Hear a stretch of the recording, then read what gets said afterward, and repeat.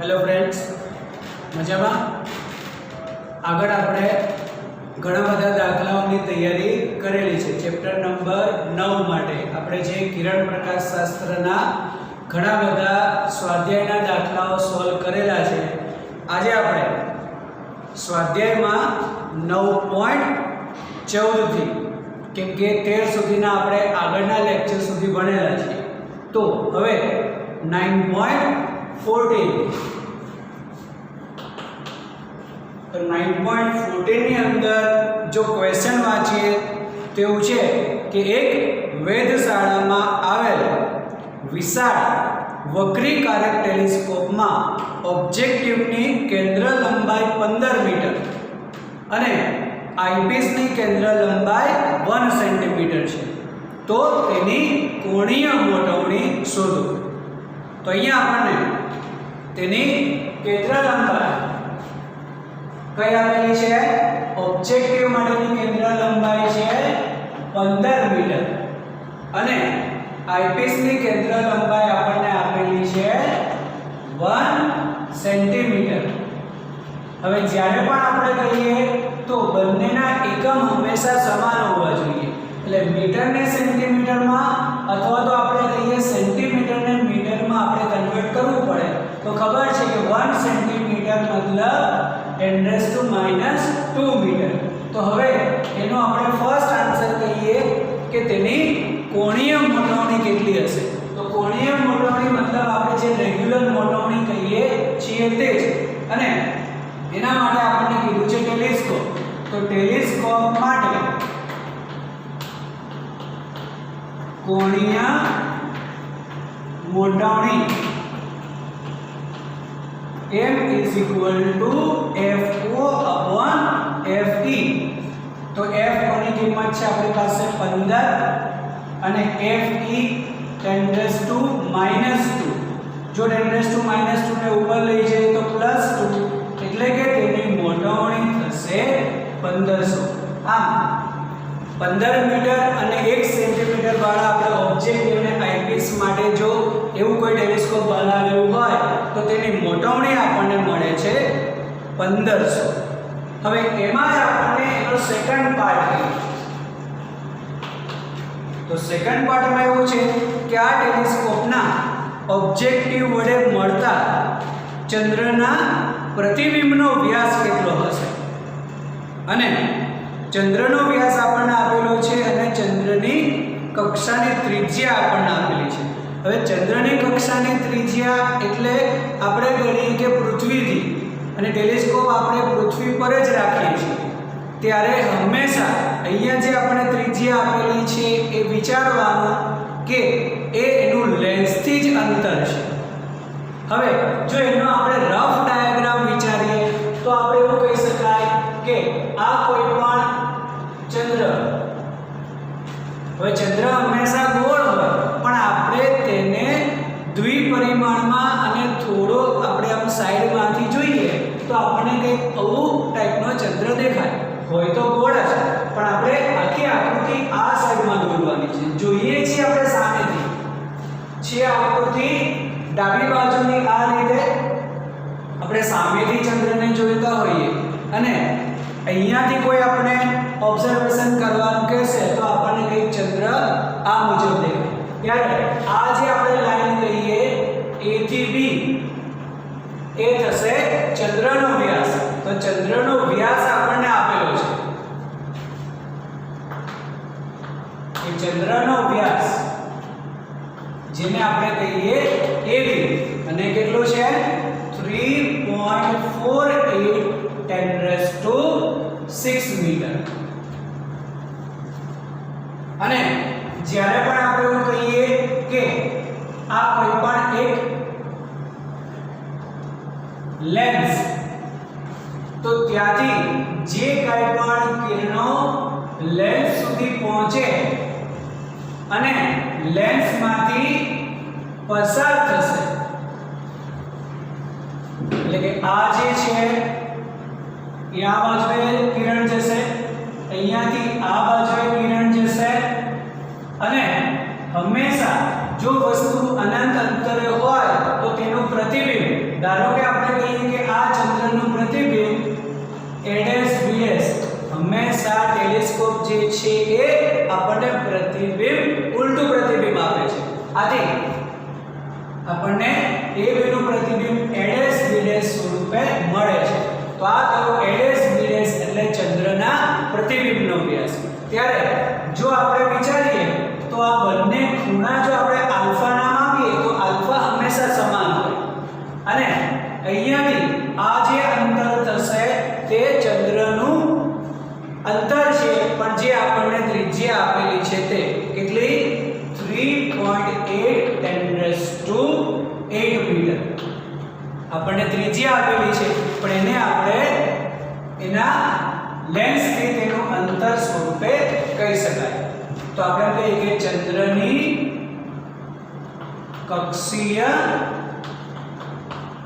ત્રિજ્યા 3.8 મીટર અને આ જે થશે એ એની કેન્દ્ર લંબાઈ થશે. તો હંમેશા ખૂણાનું આપણી પાસે સૂત્ર છે કે ખૂણો બરાબર ચાપ ભાગ્યા ત્રિજ્યા. એટલે અહીંયાથી આપણને જે કાંઈ પણ તેનો ગુણોત્તર મળશે એ અહીંયા ગુણોત્તર માટે સમાન હોય એટલે આપણને ચંદ્રના પ્રતિબિંબનો વ્યાસ જે છે આપણને ડાયરેક્ટ મળી જશે. અને આ જે છે હંમેશા લેન્સ માટે ઓબ્જેક્ટિવ યુઝ કરવું પડે કેમ કે ઓબ્જેક્ટિવનો વ્યાસ થશે, ઓબ્જેક્ટિવની કેન્દ્ર લંબાઈ થશે. તો હવે એવું કહીએ આપણે કે ખૂણો બરાબર ચાપ ભાગ્યા ત્રિજ્યા પરથી જો આપણે આકૃતિ પરથી આલ્ફા કહીએ તો આલ્ફા થશે એવી અને આનો ગુણોત્તર એટલે થશે 3.48 upon 3.8 into 10⁸ તથા એમાં જો આપણે આલ્ફા અહીંયા કહીએ તો આ થશે આપણા માટે a ડેશ b ડેશ અને થશે fo. બંને ખૂણા સમાન હોય બંનેને સરખાવતા થશે a dash b dash upon fo is equal to 3.48 divided by 3.8 એટલે કે a ડેશ b ડેશ જેને આપણે કહીએ ચંદ્રના પ્રતિબિંબનો व्यास is equal to 3.48 into FO. FO આપણને ઓબ્જેક્ટિવની કેન્દ્ર લંબાઈ આપેલી છે 15 upon 3.8 એટલે કે a ડેશ b ડેશ. આની જો આપણે કેલ્ક્યુલેશન કરીએ તો કેલ્ક્યુલેશન થી મળશે 13.74 10⁻² મીટર. 10⁻² મીટર છે એટલે 13.74 સેન્ટીમીટર પણ કહી શકાય. આમ અહીંયા આપણને તેનો કોણીય મોટોરી FO/FE થી મળશે અને જો આપણે રેગ્યુલર આકૃતિ મુજબ જઈએ તો ખૂણો બરાબર ચાપ ભાગ્યા ત્રિજ્યા બંને બાજુના ખૂણા સમાન હોય અને અનંત અંતરનું પ્રતિબિંબ હંમેશા તેના મુખ્ય કેન્દ્ર પર રચાય છે. આથી એ બંને સમીકરણનો આપણે ઉપયોગ કરીએ તો ચંદ્રના પ્રતિબિંબનો વ્યાસ જે છે આપણને મળી જશે. આ વસ્તુ જે છે એ સ્ક્રીન આપણે પોઝ કરી અને લખી લઈએ. Okay, clear? એના પછી આપણે 9.15 જે છે આગળ કરેલું છે, 16 17 આગળ આપણે કરેલા છે. ડાયરેક્ટ આપણે કહીએ 19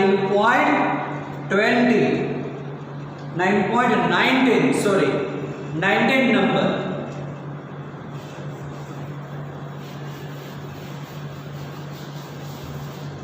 તો 19 નંબરમાં આપણને શું આપેલું છે વાંચો.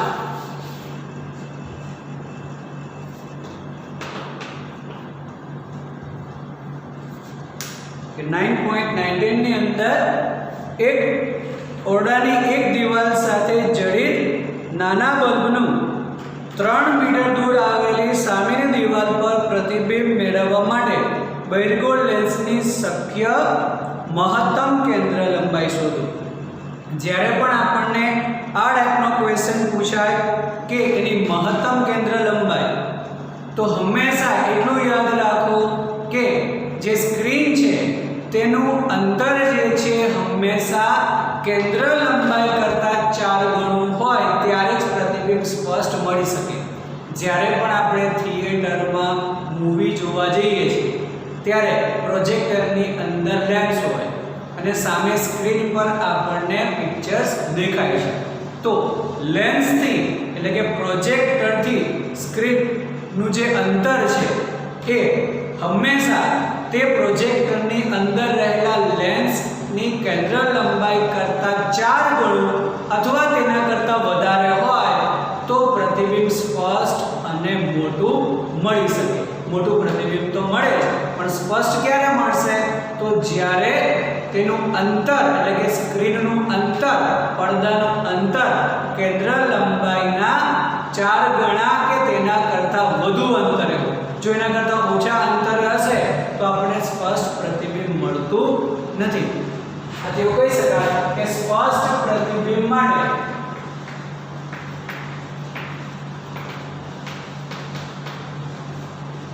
જે આપણે કહીએ અંતરને આપણે ડી કહીએ એટલે કે પડદાનું અંતર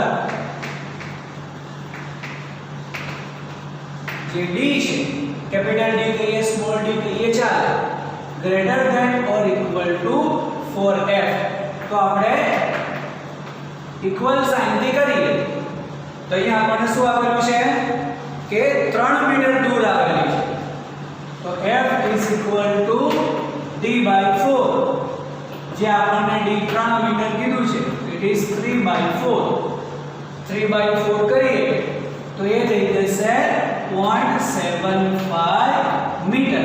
એટલે કે કેન્દ્ર લંબાઈ કેટલી હોવી જોઈએ? 0.75 મીટર જેટલી હોય તો એનું આપણને સ્પષ્ટ પ્રતિબિંબ મળી શકે. એ જ રીતે જો એના નેક્સ્ટ માટે કહીએ 9.20 તો 9.20 ની અંદર શું ક્વેશ્ચન આપેલો છે? વાંચો ધ્યાનથી. કે કીધું છે વસ્તુથી 90 સેન્ટીમીટર દૂર એક પડદો રાખેલ છે. એકબીજાથી 20 સેન્ટીમીટર અંતરે આવેલા હોય તેવા બે સ્થાનો આગળ વારાફરતી એક બહિર્ગોળ લેન્સ મૂકતા પ્રતિબિંબ તે જ પડદા પર મળે છે તો લેન્સની કેન્દ્ર લંબાઈ કેટલી હશે? તો આપણે કહીએ વસ્તુથી પડદાનું અંતર 90 સેન્ટીમીટર છે. 9.20 માટે જો આપણે એવું કહીએ કે વસ્તુ અહીંયા રાખેલી છે અને એની જ લાઈનમાં આપણે કહીએ પડદો અહીંયા રાખેલો છે તો વસ્તુથી પડદાનું અંતર છે 90 સેન્ટીમીટર. હવે એમાં કીધું છે કે એકબીજાથી 20 સેન્ટીમીટર અંતરે આવેલા હોય એવા બે સ્થાનો આગળ આપણે વારાફરતી બહિર્ગોળ લેન્સ મૂકીએ. એનો મતલબ કે આપણે જો કદાચ એક આ પોઝિશન ચૂઝ કરીએ કે અહીંયા આપણે લેન્સ મૂકીએ પહેલી પોઝિશન, તો અહીંયા વસ્તુ છે અને તેનું પ્રતિબિંબ આપણને પડદા પર મળે છે. એટલે કે આ જે છે વસ્તુ અંદર થશે અને આ જે છે એ પ્રતિબિંબ અંદર થશે. હવે અહીંયાથી લેન્સ જે છે આપણે ઉઠાઈ અને અહીંયા મૂકીએ એટલે કે એની આપણે જગ્યા ચેન્જ કરવી છે, બીજા સ્થાન પર મૂકીએ ત્યારે પણ પ્રતિબિંબ આપણને આ જ પડદા પર મળે છે. ત્યારે અહીંયાથી આ અંતર જો અહીંયા બે લેન્સ નથી, આને આપણે ઉઠાઈ લેવાનું ત્યાંથી અને બીજા પ્લેસ પર મૂકવાનું કે એ જે અંતર આપણને કીધું છે 20 સેન્ટીમીટર. એટલે અહીંયાથી ઉઠાઈ અને 20 સેન્ટીમીટર અંતરે મૂકીએ ત્યારે પણ પ્રતિબિંબ આપણને પડદા પર જ મળે છે. એટલે કે અહીંયાથી આ જે થશે વસ્તુ અંતર થશે અને આ જે છે પ્રતિબિંબ અંતર થશે. તો હંમેશા એક જ પડદા પર લેન્સની જગ્યા બદલતા પડદા પર પ્રતિબિંબ જો રચાતું હોય તો એવું થશે કે જ્યારે વસ્તુ અંતર અને પ્રતિબિંબ અંતર આગળ પાછળ બદલાઈ જશે. એટલે જે વસ્તુ અંતર હશે તે પ્રતિબિંબ અંતર અને અંતર હશે, વસ્તુ અંતર થશે, તો આપણને પ્રતિબિંબ પડદા પર એક જ બિંદુ પર છે. જે આપણું સમીકરણ છે લેન્સનું કે 1/f = 1/v - 1/u. એમાં આપણે u અને v ની જો આપણે મૂલ્ય બદલીએ છતાં બી આપણને આન્સર તો એક જ મળે. આમ એવું કહી શકાય કે જ્યારે આપણે પહેલા સ્થાન પર મૂકીએ છીએ ત્યારે આ જે અંતર વસ્તુ અંતર x કહીએ તો પ્રતિબિંબ અંતર 20 પ્લસ સમથિંગ થશે. અને જો હવે આપણે વસ્તુ એટલે કે લેન્સ બીજા સ્થાન પર મૂકીએ ત્યારે આ થશે 20 પ્લસ x જે વસ્તુ અંતર થશે અને પ્રતિબિંબ અંતર જે છે એ કંઈક સમથિંગ. તો આગળ આપણે કીધું કે જો આ x હોય તો આ 20 પ્લસ સમથિંગ, ત્યારે બીજા પ્લેસ માટે 20 પ્લસ x છે. તો આપણે કીધું વસ્તુ અંતર અને પ્રતિબિંબ અંતર ઇન્ટરચેન્જ થઈ શકે. તો અહીંયા જો આને આપણે x તરીકે લઈએ હવે તો વસ્તુ અંતર x તો પ્રતિબિંબ અંતર 20 પ્લસ x. અહીંયા મૂકીએ તો વસ્તુ અંતર 20 પ્લસ x તો થશે આ પ્રતિબિંબ અંતર x. એટલે કે વસ્તુ અંતર અને પ્રતિબિંબ અંતરને આપણે આગળ પાછળ લઈએ તો પણ આપણને એક જ સ્થાન પર પ્રતિબિંબ મળી શકે. લેન્સની કેન્દ્ર લંબાઈ બદલાવી જોઈએ નહીં, લેન્સ આપણે એક જ રાખવાનું. ત્યારે આ બંને અંતર જે આપણે લઈએ તો સમાન કઈ રીતે લેવા પડે? જો આને x લઈએ તો આપણે કીધું 20 પ્લસ સમથિંગ, પણ જો હવે લેન્સને અહીંયા મૂકીએ તો આ થશે 20 પ્લસ x. તો જે આપણે સમથિંગ કહીએ છીએ આપણે x જ લેવું પડશે. ત્યારે ટોટલ આપણને કીધું છે 90 સેન્ટીમીટર. તો આકૃતિ પરથી શું કહી શકાય કે 2x + 20 = 90 સેન્ટીમીટર. એટલે કે 2x = 70 સેન્ટીમીટર, x = 35 સેન્ટીમીટર. એટલે આ પણ 35, આ બી 35. ત્યારે હવે જોઈએ છે આપણે એ લેન્સની કેન્દ્ર લંબાઈ. તો આપણે કોઈ પણ એક સ્થાન માટે વિચારવાનું. જો પહેલા સ્થાન માટે વિચારીએ તો વસ્તુ અંતર 35 થશે, સંજ્ઞા પદ્ધતિ મુજબ -35, અને પ્રતિબિંબ અંતર 35 + 20 થશે. તો આપણે કહીએ કે જ્યારે લેન્સ પ્રથમ સ્થાન પર હોય ત્યારે શું કહીએ? u = -35 સેન્ટીમીટર અને v આ બાજુ ઋણ થશે, આ બાજુ ધન થશે. આથી 20 + 35 થશે 55 સેન્ટીમીટર. તો u અને v છે લેન્સના સમીકરણ પરથી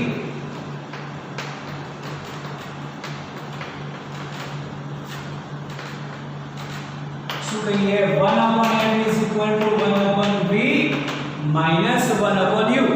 તો 1/v છે 55 અને માઈનસ માઈનસ પ્લસ થઈ જશે 35.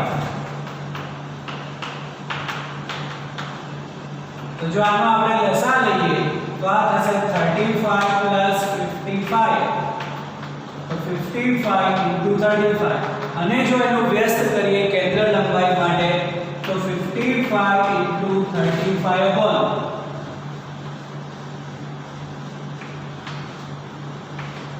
90 થઈ જશે.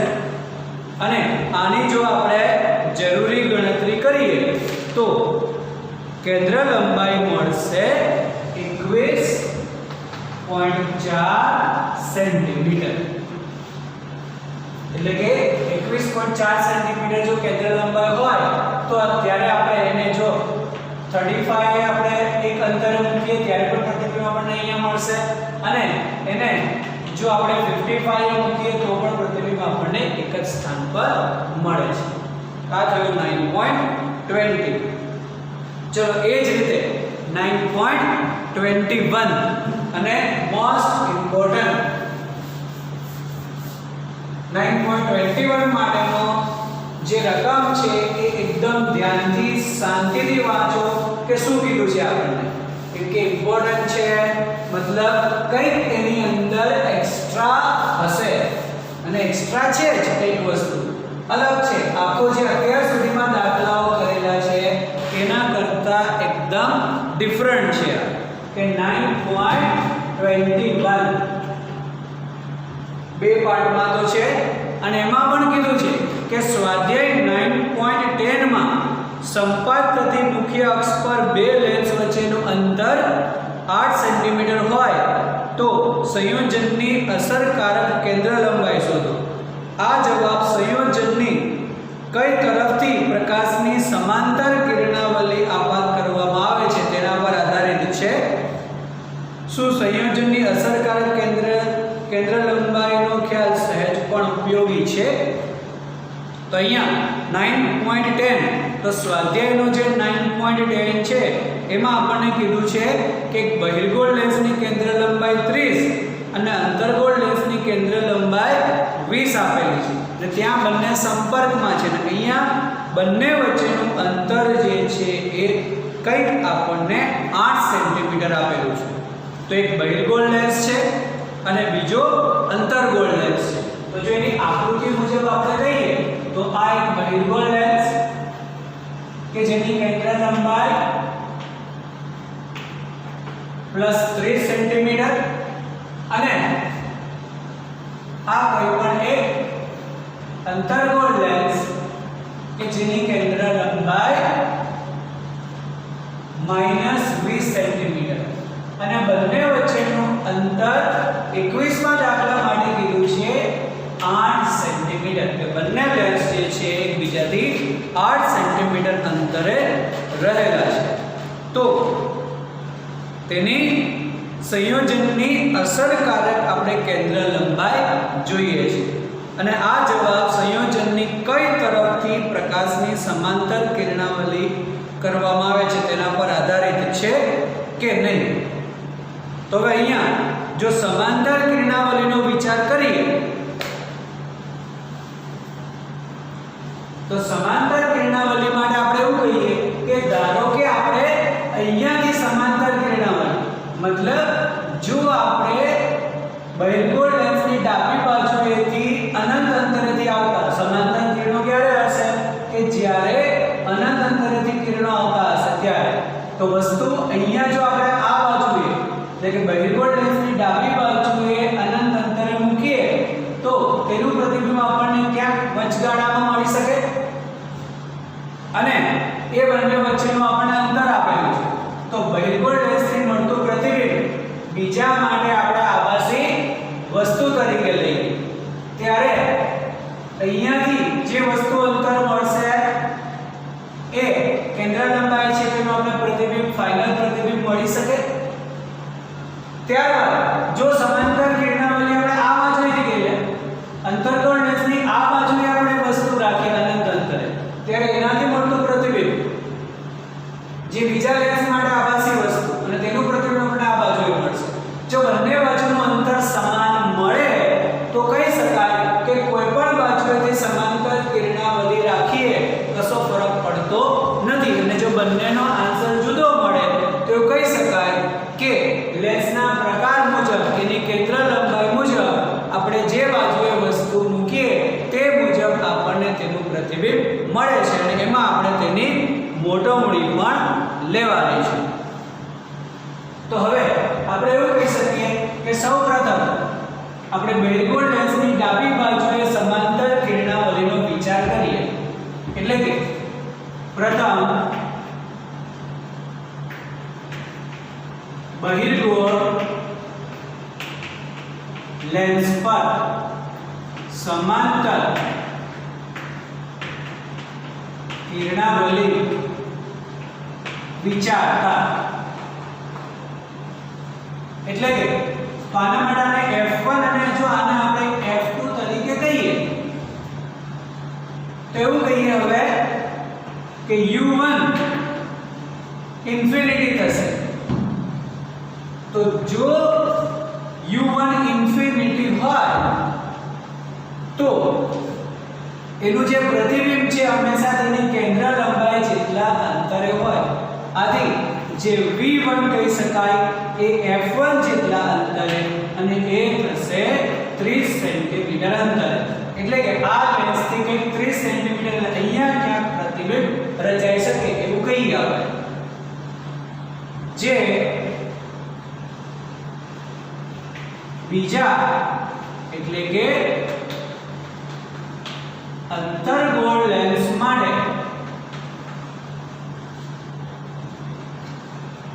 આભાસી વસ્તુ તરીકે વર્તે છે.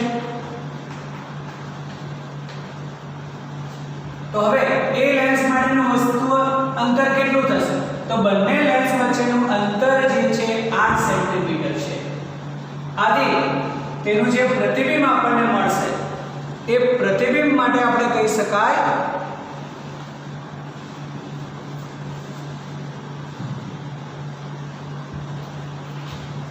હવે કહીએ અંતર્ગોળ લેન્સ માટે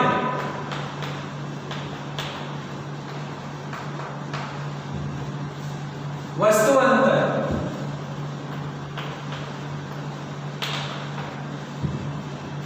અંતર્ગોળ એટલે વસ્તુ અંતર તો આપણે અહીંયાથી લેશું. પ્રતિબિંબ આપણે અહીંયાથી ક્યાં ચલો અહીંયા મળે છે. આ અંતર થયું આપણા માટે 30 સેન્ટીમીટર. તો અહીંયાથી લેશો એટલે 8 સેન્ટીમીટર આપણે માઈનસ કરવું પડશે. આમ એના માટે આપણે u2 કહીએ તો એ થશે 30 - 8 એટલે થશે 22 સેન્ટીમીટર.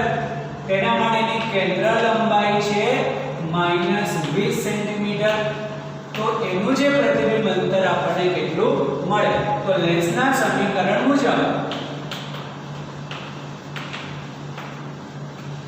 બોલો સમજાય છે? હજી એક વખત આપણે કહીએ છીએ કે જો ડાબી બાજુએ અનંત અંતરે વસ્તુ હોય તો તેનું પ્રતિબિંબ હંમેશા તેના મુખ્ય કેન્દ્ર પર એટલે કેટલા અંતરે? ધારો કે 30 સેન્ટીમીટર. તો અહીંયાથી આ જે અંતર છે 30 સેન્ટીમીટર થયું. જે બીજા લેન્સ માટે આભાસી વસ્તુ તરીકે વર્તે તો બીજા લેન્સ માટે આભાસી વસ્તુ તો આટલું અંતર વસ્તુ અંતર થશે. તેમાંથી 8 સેન્ટીમીટર આપણે માઈનસ કરવું પડશે. તો 1/f2 = 1/v2 - 1/u2. અને હવે અહીંયાથી આપાત કિરણની દિશામાં છે એટલે વસ્તુ અંતર તો ધન જ લેશે.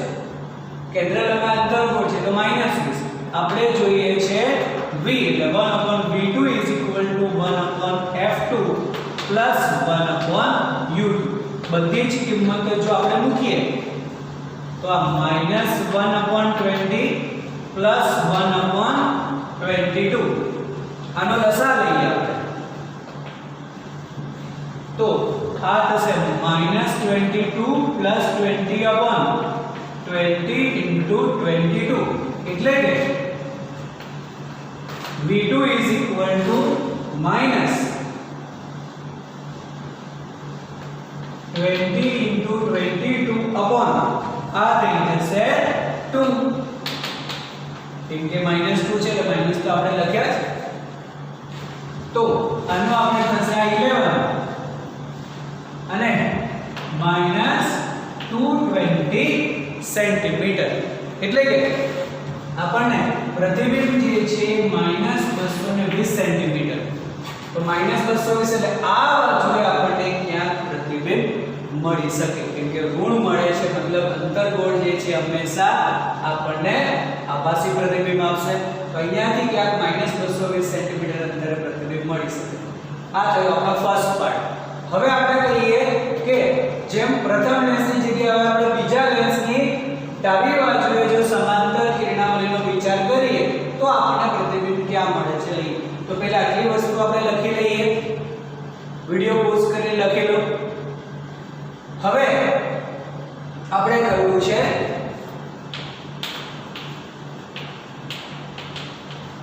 કે બીજા લેન્સ એટલે કે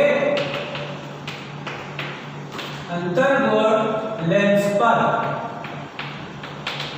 સમાંતર કિરણાવલીનો વિચાર કરતા. તો જો આના પર સમાંતર કિરણાવલીનો વિચાર કરીએ એટલે કે હવે આપણે વસ્તુ આના માટે અનંત અંતરે મૂકીએ એટલે તો હંમેશા પ્રતિબિંબ ક્યાં રચાશે? એના મુખ્ય કેન્દ્ર પર. તો અંતર્ગોળ માટેનું કેન્દ્ર તો અહીંયા આવશે. આથી V2 કહી શકાય -20 સેન્ટીમીટર. એટલે કે આ બાજુ એ રચાશે. તો અહીંયાથી 20 સેન્ટીમીટર અંતર રચાશે જે બીજા લેન્સ માટે આભાસી વસ્તુ જે બહિર્ગોળ લેન્સ માટે આભાસી વસ્તુ તરીકે વર્તે છે.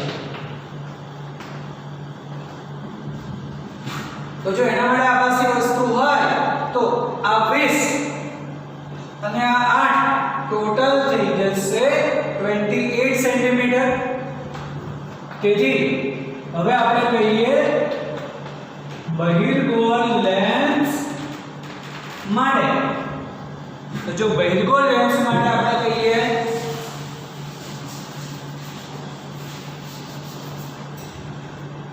તો એના માટે હવે u1 આપણે 1 અને 2 સ્વરૂપે કીધું છે. તો હવે વસ્તુ અંતર કેટલું આવશે? -20 પ્લસ એટલે કે આ રીતે કરવું પડશે. કેમ કે આખું જે છે એક જ બાજુની છે. અહીંયાથી કિરણો આવે છે અને આપણે આ દિશામાં માપીએ છીએ એટલે -28 સેન્ટીમીટર થશે. કેમ કે અહીંયાથી આ 20 અને જે બીજા લેન્સ માટે આભાસી વસ્તુ એટલે ટોટલ થશે 28 પણ -28 સેન્ટીમીટર. એના માટેની કેન્દ્ર લંબાઈ છે 30 સેન્ટીમીટર પ્લસ 30 સેન્ટીમીટર. તો જો આપણે લેન્સના સમીકરણનો ઉપયોગ કરીએ તો 1/v1 -1/u1 આપણે જોઈએ છે v1 તો 1/f1 1/u1 એટલે કે 30 1/20. એટલે કે જો આપણે લસા લઈએ અને ડાયરેક્ટ ઇન્વર્સ કરીએ તો આ થઈ જશે 28 -30. નીચે થશે 30/30 into 28 એટલે કે 30 into 28 upon -2 થશે. એટલે કે એનું જે આપણે જરૂરી કેલ્ક્યુલેશન કરીએ તો એ આપણને મળશે -420 સેન્ટીમીટર અંતર. એટલે આપણે આ જ બાજુએ તેનું પ્રતિબિંબ રચાશે એવું કહી શકાય. તો હવે આ જે છે -420 પહેલું આપણને મળે છે -220 સેન્ટીમીટર. મતલબ જે બાજુ આપણે કિરણાવલી વિચારીએ તો બંને બાજુ આપણને પ્રતિબિંબ જુદા જુદા અંતરે મળે છે. મતલબ જે કિરણાવલી જે બાજુએ વસ્તુ મૂકેલું હોય તેના સ્થાન પર પ્રતિબિંબ આધાર રાખે છે તેવું કહી શકાય. બરાબર છે. હવે એનો સેકન્ડ પાર્ટ આપણે કહીએ કે ઉપરોક્ત ગોઠવણીમાં 1.5 સેન્ટીમીટર ઊંચાઈને બહિર્ગોળ લેન્સની તરફ 40 સેન્ટીમીટર અંતરે મૂકીએ તો આ લેન્સના સંયોજનની મોટાવણી અને પ્રતિબિંબની ઊંચાઈ જોઈએ છે. એટલે કે આ જ ગોઠવણી રાખવાની છે.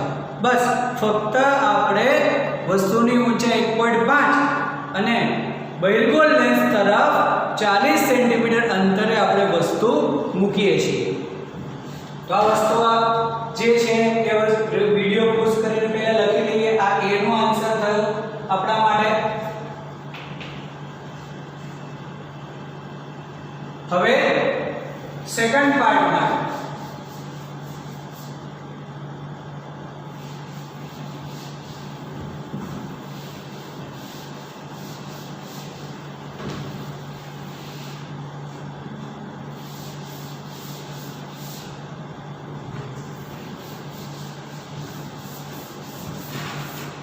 તો સેકન્ડ પાર્ટ માટે આપણને કીધું છે કે અહીંયા આપણે કોઈ પણ એક વસ્તુ મૂકીએ કે જેની ઊંચાઈ 1.5 સેન્ટીમીટર છે અને જે અહીંયાથી 40 સેન્ટીમીટર અંતરે.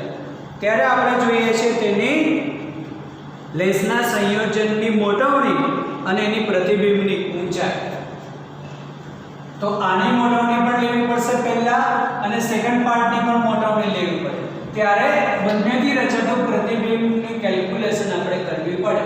તો કહીએ હવે આપણે બહિર્ગોળ લેન્સ માટે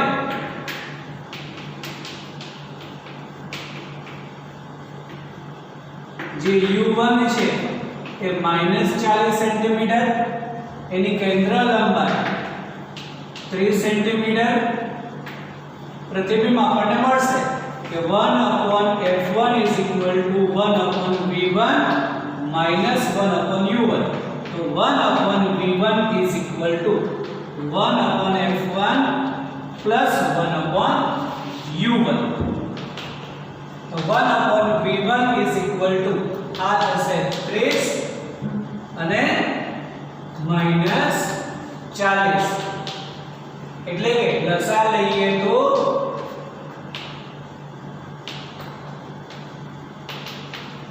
અને v1 કરીએ તો 1200/10 એટલે કે મળશે 120 સેન્ટીમીટર. અહીંયાથી 120 સેન્ટીમીટર. જે બીજા લેન્સ માટે આભાસી વસ્તુ, તો અહીં પ્રથમ લેન્સ માટે આપણને મોટવણી મળી શકે. તો પ્રથમ લેન્સની મોટવણી લઈએ. હવે મોટવણી m1 = v/u, પરંતુ અહીંયા હવે મૂલ્ય આપણે લઈએ છીએ આથી ઋણ લેતા નથી. તો 120 ડિવાઇડેડ બાય 40, 3 ગણી મોટવણી કહી શકાય. હવે જે આપણે પ્રતિબિંબ મળે છે શું કહી શકાય? બીજા લેન્સ માટે આભાસી વસ્તુ. તો હવે કહીએ બીજા લેન્સ અથવા તો અંતર્ગોળ લેન્સ માટે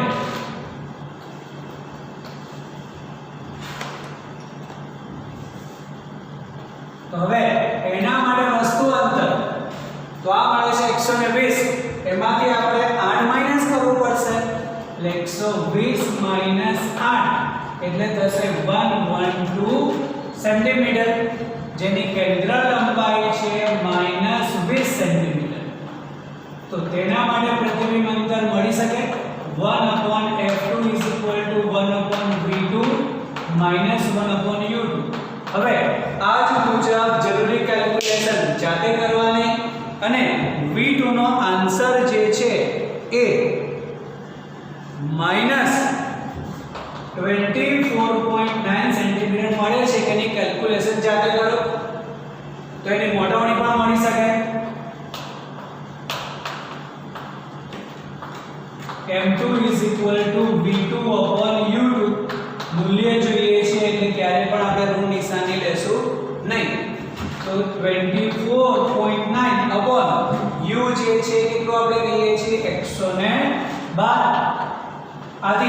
આની જો કેલ્ક્યુલેશન જરૂરી કરો તો એ મળશે 0.217.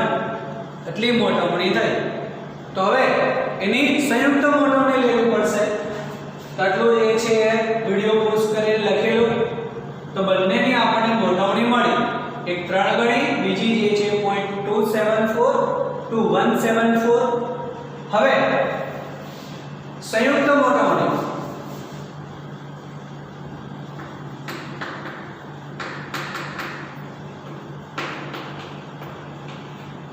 m = m1 * m2 બંનેનો ગુણાકાર કરો. મોટવણી મળશે કંઈક 0.651.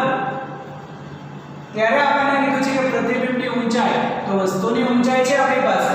તેથી m = h' પરથી h' થઈ જશે m * h. મોટવણી છે 0.651 અને વસ્તુની ઊંચાઈ આપણને 1.5 આપેલી છે. તો પ્રતિબિંબની ઊંચાઈ આપણને મળશે 0.976 એટલે લગભગ 0.98 સેન્ટીમીટર જેટલી કહી શકાય. આમ પ્રતિબિંબની ઊંચાઈ આપણને 0.98 સેન્ટીમીટર મળે છે.